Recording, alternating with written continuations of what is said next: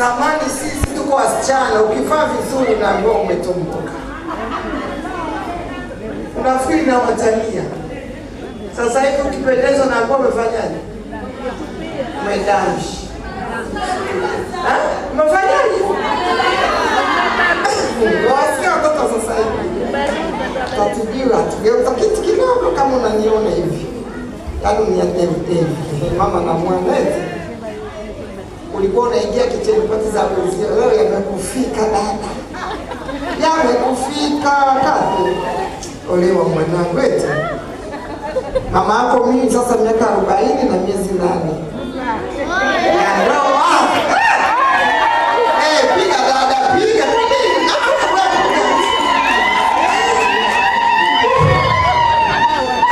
Asante, watu kumua.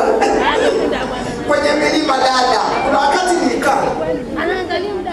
Kama muda mtu hapo umechoka huko hoi miaka 20 hapo. Alafu mtu anakuambia enda, naendelea. Miaka 30 tena unakutana na kijiji. Unaambiwa mama vitatoka naendelea. Si ndio?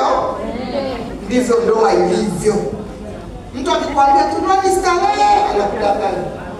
Akikwambia ndio matatizo anakudanganya. Akikwambia ndio uvumilivu akakudanganya. Yaani kuna wakati unavumilia lakini kuna wakati uvumilii. Kweli si kweli? Kweli. Yaani kuna wakati kweli kuvumilia, kuna wakati unapenda raha.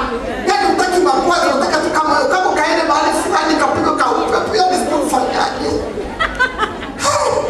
Ukimwambia mtoto ndio ni uvumilivu, unamtisha.